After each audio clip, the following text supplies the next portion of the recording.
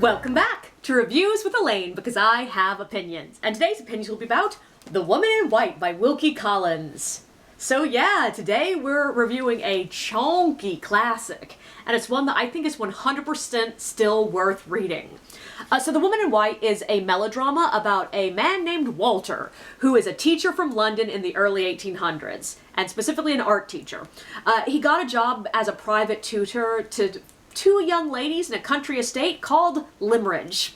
The night before he sets out, he has a chance encounter on an isolated road with a woman dressed all in white. She seems nervous and a little bit odd, and makes a passing reference to Limmeridge House.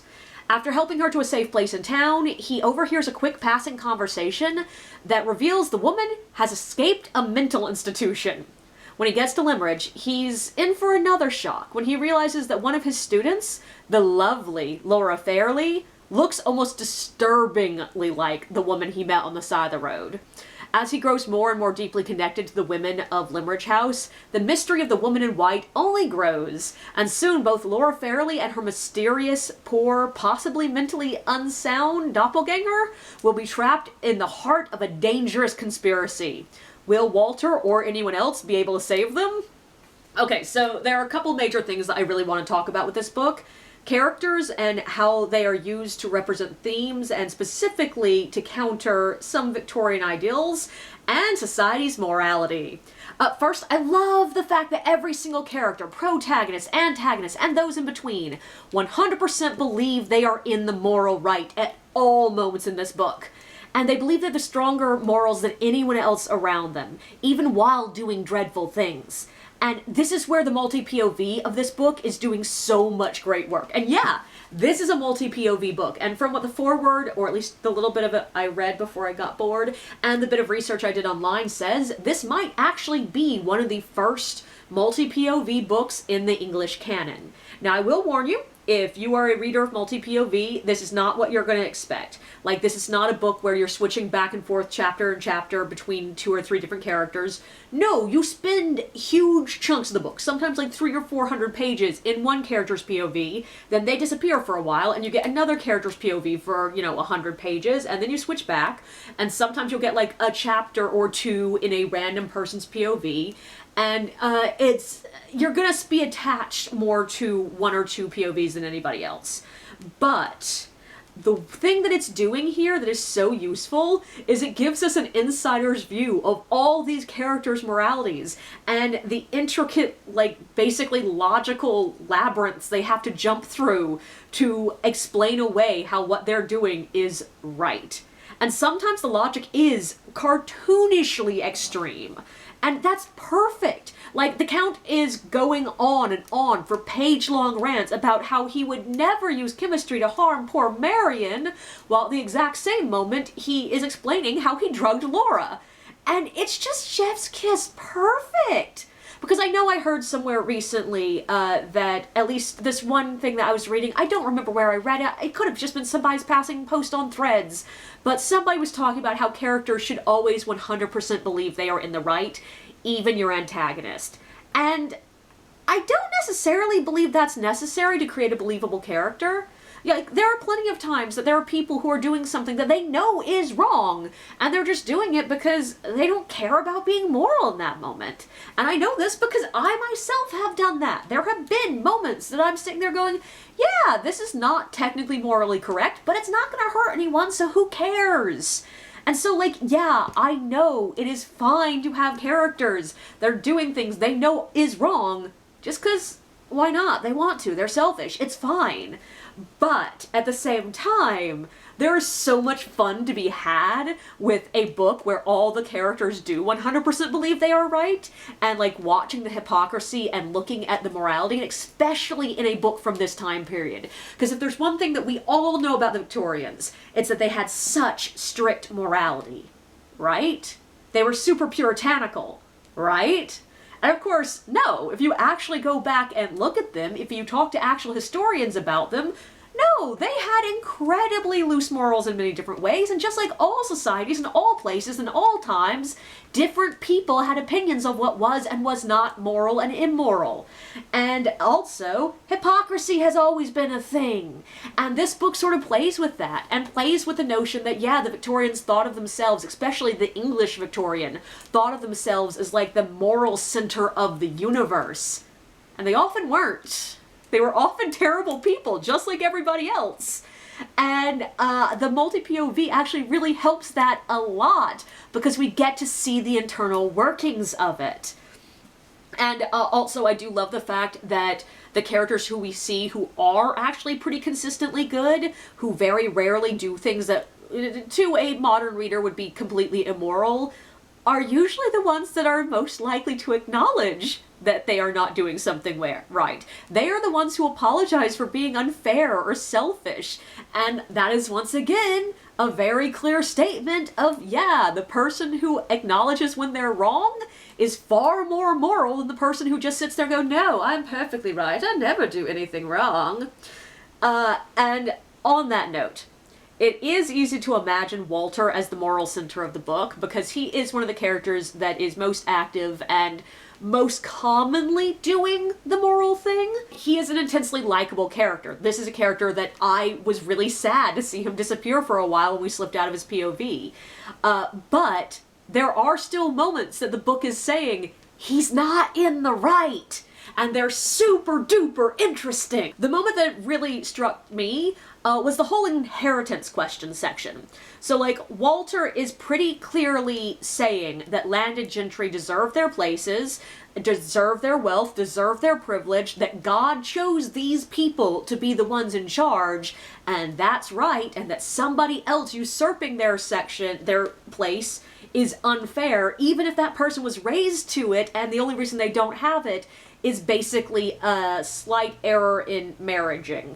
But this is something that to someone in like 2024 is going to sound absurd. Of course we don't actually believe that anymore, or at least most of us don't.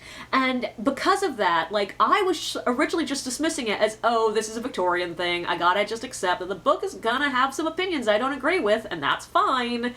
But the more I read on, the more it became clear to me that, yeah, this is Walter's point of view. It's not necessarily the book's point of view, and it's sort of subtle when it shows up. So, like, there's a moment in the end where Marion introduces the next era of limerage, and it's very absurd and playful and childish, and feels like it's messing with the idea. And there's also the fact that Madame Fosco wrote a biography of her husband where she refers to him as a martyr to the cause of the aristocracy. And by this point, spoilers, we know Fosco was a villain.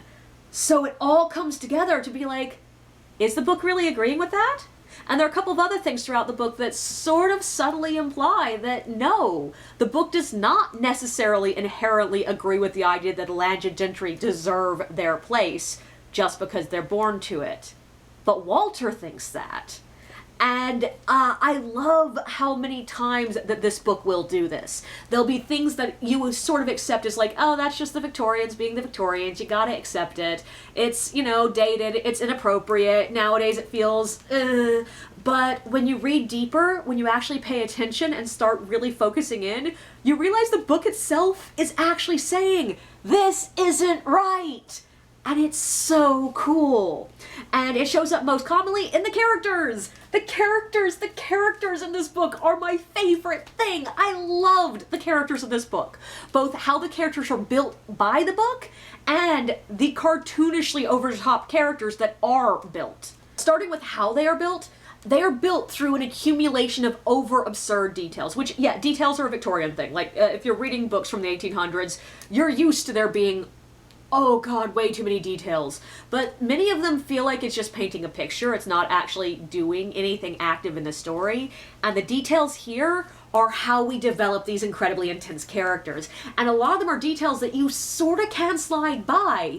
And it just sort of builds something up in the back of your mind. And then slowly you start realizing, oh wait, that's telling us who this character is. Like, I know I made a short about this one, but this is too good. Sir Percival, who, spoiler, ain't a good person, but when we are still just finding out that he's a bad person. There's a passing moment that mentions he's out on a walk with all the other characters, and he cuts himself a walking stick. And it's mentioned that he always cuts a new walking stick every time he goes for a walk. And he cuts away the bits he does not want on it, he shapes it into what he wants, and then he discards it. He uses it once and throws it away. And oh my god, is that an evocative moment. It tells us that he's going to do this to human beings too. That he is going to casually use people and throw them out.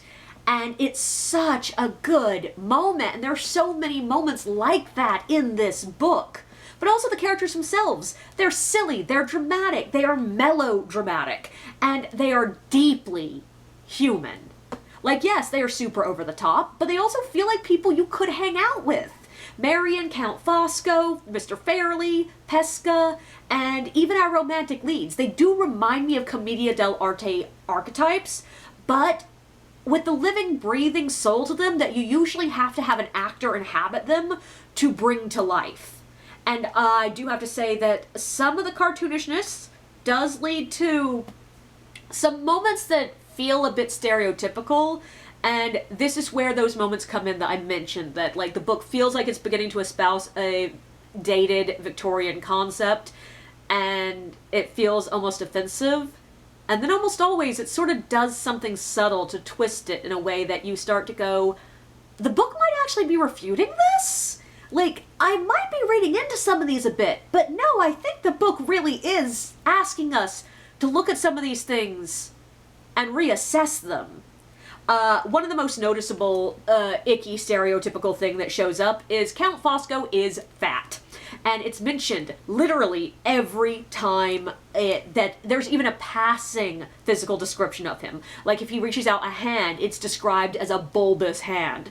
If he's walking by, it's a mention that, oh, he had to lean this direction to avoid bumping people because he's so big. And it's great having fat characters. Like, fat people exist in real life. They should exist in books. And it's not like he only exists to be fat. He has a lot more going on than his, abundant size. But if there's one thing that this book really wants you to know is that he is a very big man. And there is no denying that Marion clearly shows some fat phobia.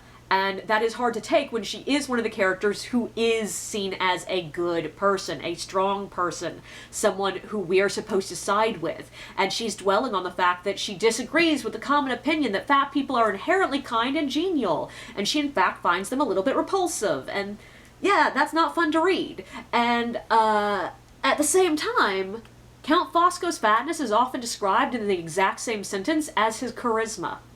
It's presented as almost part and parcel with his vitality and his strength.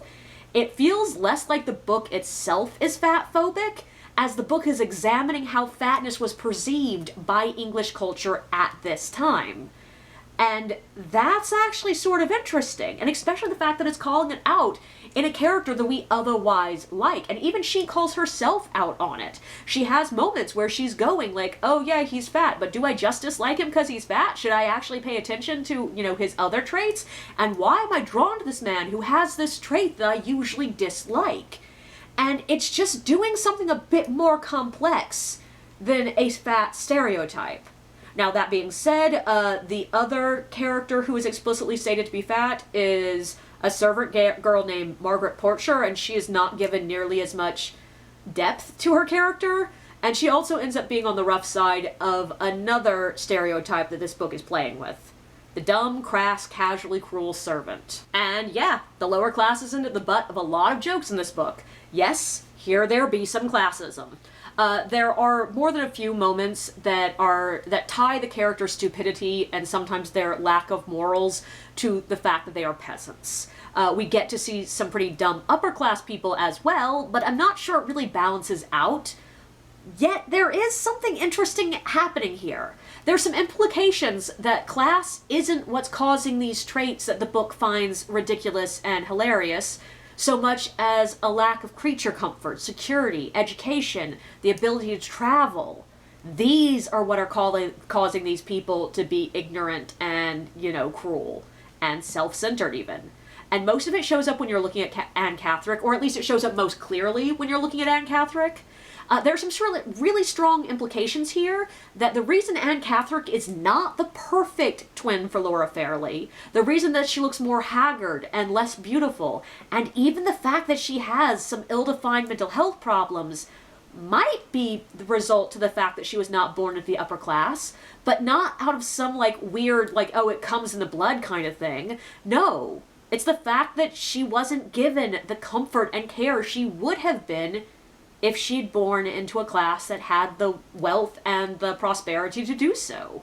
And even the fact that Laura comes across as more like Anne after she has been through some trauma is not so subtly implying that birth has less to do with these things than the trauma, which is a pretty damn advanced idea for a Victorian novel.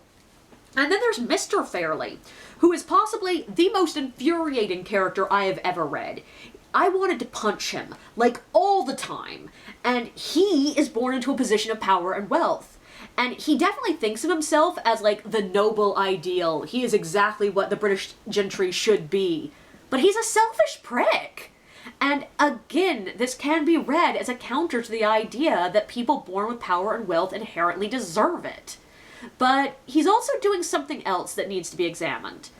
You could very simply read this character as a demeaning and insulting caricature of people with invisible illnesses. But I don't really think that's what's going on here either. He's got sensitive nerves, which is a fashionable term for a generally made-up Victorian element from the Victorian era, that, you know, you're just super sensitive. And the thing is, this also presents very similar to a lot of real illnesses that exist in the real world and that are finally being recognized nowadays. He claims he's easily exhausted. He claims to be especially susceptible to infectious illnesses. He's sensitive to loud noises, bright lights, and sudden movement, and basically everything.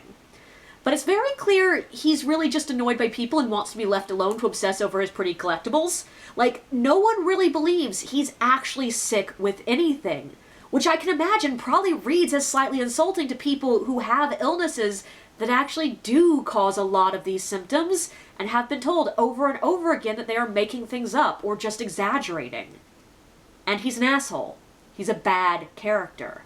But the thing is, the fact that he is super sensitive isn't the problem in this book, and it's never presented as that is the problem. It's the fact that he's a selfish prick who uses his sensitive nerves as an excuse to be a dick. And once again, I feel like the book managed to avoid being ableist, or at least too ableist, because Laura and Anne Catherick could be described in Victorian terms as also having sensitive nerves. But they are both gentle, kind, loving people. They do everything they can to be useful. They are both seen as worthy of respect, love, and help. They have loved ones who don't mind giving them a little extra helping hand every now and then when they need it, because they are seen as valuable just the way they are. So it's clear that the nervous disorder isn't what makes Mr. Fairley a shitty person. It's the selfishness. And Anne Catherick's ill-defined form of mental illness, yeah, the book is clearly coming down on the side that she does not belong in an institution. She's basically someone who becomes obsessive with ideas really easily. She's prone to hysterics, and she's slow to pick up on ideas. These are the things that accumulate to define her mental illness. And most of the characters are perfectly content with just letting her live a free life, to let her make her own decisions, to let her be a normal human being, and just take care of her when she needs a little bit of extra help. Like, objectively, from an outsider perspective and from the modern eye, she just reads as someone with an anxiety disorder. And, like, yeah, maybe obsessive compulsive, and yeah, she may be a little developmentally slow, but not much. And it's clearly meant in the book, this is not me reading it, it's very clearly in the book meant to be tragic that she gets locked away when she doesn't need to be, when she could live a perfectly normal life. And all this comes together to sort of refute the idea that people with invisible illnesses are broken. No, they are just normal human beings who need a little bit of extra help sometimes. It's fine. Then there's xenophobia, because we are in England in the 1800s, And there's no question whatsoever that several of our POV characters are obviously biased against foreigners. And as one of the obvious jokes in the book, one of the characters that is obviously the most biased is also the one who keeps saying over and over again, she doesn't hate foreigners, she's fine with foreigners, she would never hate someone just for being foreign. Well, it's very clear that she does, which is clearly the point. But the book does have a noticeable flaw, that there are 4 named characters who are not from England, and 3 of them are antagonists. But one of the antagonists is the most interesting character in the book, and the one character from outside of England who is not an antagonist is also one of the most sympathetic characters in the book, and was the crux that led to the happy ending. And while I will not deny that the book is clearly finding some of the characteristics that it sees as inherently Italian as ridiculous, it also does the same thing with some characteristics that it sees as inherently English. There are moments that it's drawing attention to the fact like, oh yes, Englishmen always do this, and it's sort of stupid. So for at least for me, it comes across more as playful ribbing across cultural differences than active racism. And when you're reading a book that was written in the 1800s, that's really the best you can hope for. And on that note, yeah, there's also sexism, and this one is a bit more complex. Count Fosco does directly refer to women as children, says that they need to be treated like children, led around like children, they cannot make decisions like children, and yeah, pretty much everyone in this book does treat the women as somebody who needs protection and guidance and can't operate on their own. Marion in particular is specifically described as less womanly because she is capable of making active choices, doing heroic things, and standing up to men. And yeah, it's inherently sexist to paint her as less womanly because she's capable of doing those things. But Marion's existence in this book does sort of refute that idea at its core, because Marion is inherently womanly. There is no point that she comes across as actually masculine. She is a woman. She thinks like a woman. She dresses like a woman. She is described as having a really elegant figure. But she's also strong, capable, and active. And on that just side note, Marion is amazing. I love her. Everything from the fact that she's described as beautiful from afar but ugly up close, to the fact that she has no interest in romance and actually seems appalled that a man is interested in her, and like, hello, possible asexual aromantic representation, like, oh my god. But also, all these details make her such a fun character. I love her. But on the sexism, I can't leave that topic alone yet. The thing I found really interesting about it is the one character who directly openly says it. The character who openly says women are like children. In the very next passage, the book talks about how Fosco himself retains so many traits usually associated with childhood.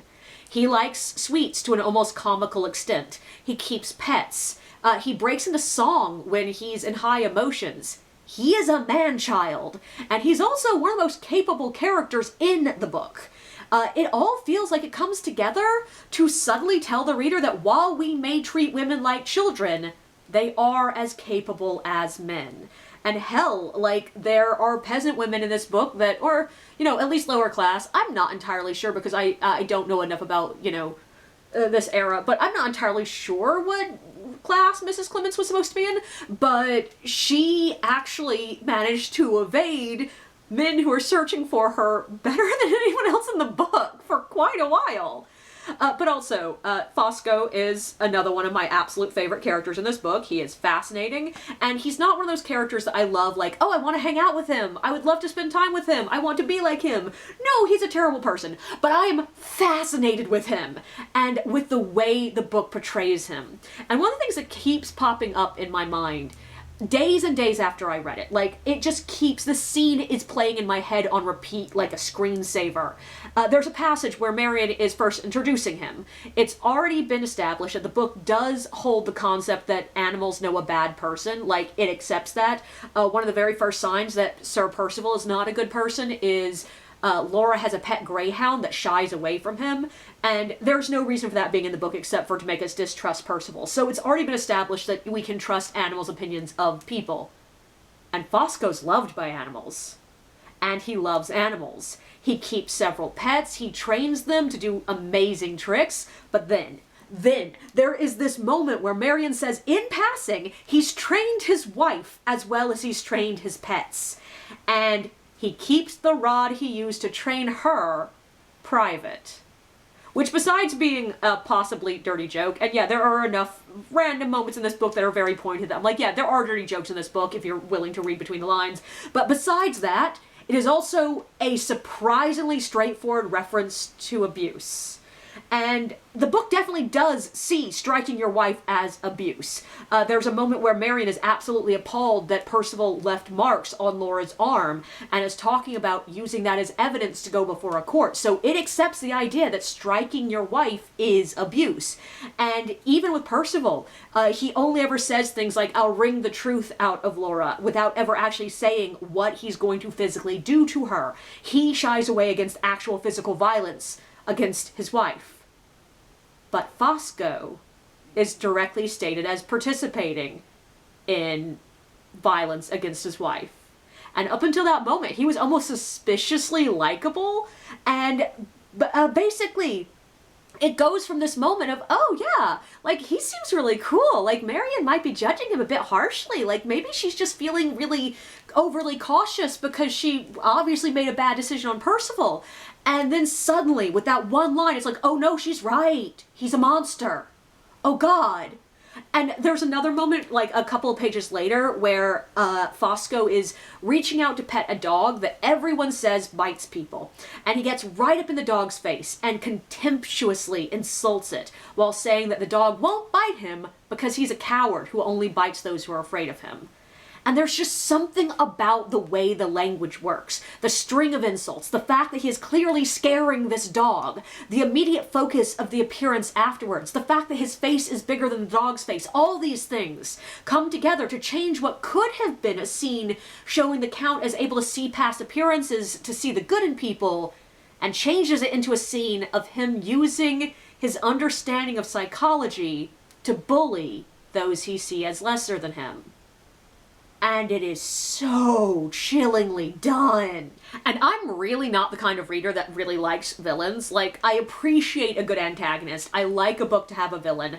I even really like it when the villain is a simple evil that the protagonist can fight. But I never walk away from a book thinking the villain was my favorite character. I don't ship them with the protagonist. I wouldn't draw fan art of them. I'm not even someone who would read a book from the villain's point of view. Like, that is a direct turnoff for me. I will not read those books. But the rare passage in here from Fosco's point of view, I was super excited to get to. When I first saw that there was a passage from Fosco's point of view, I was like, oh, can I read ahead? Like, oh my god. And, like, when I was reading them, I liked him so much. And when they appear, by that point you already know he's a bad person. And yet still, I'm reading them and liking them. And so when he says these utterly evil things, it's a shock to the system every time. It's like that moment when your friend says something horrifying and you immediately go, oh my god, do I need to cut you out of my life immediately? But then you go back to liking them immediately afterwards. And I should talk about some things in this book other than the characters, and the way that they're used to dismantle some Victorian biases, but the prose here was also amazing. Like, yes, it is Victorian, it is wordy as hell. There are literally 10 pages just describing the character of Count Fosco when he's first introduced. Anne Catherick, when she first appears, gets a almost full page just physical description. Not talking about how she's acting, not talking about how she's moving, just how she looks. Which is hilariously ended by Walter saying, that was all I could observe of her. As if that wasn't more than I've ever observed of a human being in my entire life. And there's just a lot of humor within the wordiness here, as well as all those ridiculous accumulated details being such a strong key to the characters. And the plot, yeah, it's fun, it's melodramatic. I never felt it was so melodramatic that it phased into ridiculous. The plot, like the characters, is something cartoonishly complicated, but it makes sense. Like, I never was like, I don't really believe it. It's also just super fun to read. And it's twisty enough to keep you guessing. Did I guess one of the main twists before I got there? Yeah, I did. But to me, that's not really a bad thing, because guessing some twists shows that the twists are actually built up by the book. It makes sense, the foundations are there. And also, one of the other twists, I didn't guess at all. Like, I did not predict that. And it was one of those that when it was revealed, I could go back and go, yeah, this makes perfect sense, but I did not see it coming. My only real complaint here is, Jesus Lord Christ, we did not need every detail of every step of the process of figuring out and revealing the conspiracy explained in detail. Of the last 100 pages, I really think about half of them were necessary. Did we need to know about Walter tracking down the fly driver? God, no. Did we need to know about them gathering witnesses at Limridge? No. Did we need to know every detail of the conspiracy that Walter had already figured out, re-explained by Fosco? As much as it was fun to hear from his point of view, no, I didn't need all that. And all this extreme detail that was fabulous in the building of the characters and the setting and the world becomes ponderous when you are through all the building and you're at the point that you just want the characters to get to their happy ending. Like, you are literally just sitting there being like, okay, when do we get to the end? And also on a side note, I really appreciate the fact that there actually was a brief moment where it looked like the happy ending was going to have them living peacefully, but less wealthily. Like, they were going to have a life where they left the aristocracy behind entirely. And yeah, in the end they do get it back, but it's sort of treated as an almost absurd bonus feature. And it's really cute. And oh my god, I absolutely love the fact that Marion gets a happy ending, that they didn't feel the need to tie her to a romantic relationship. Like, I am here for standing possibly asexual queens. Like, hell yeah.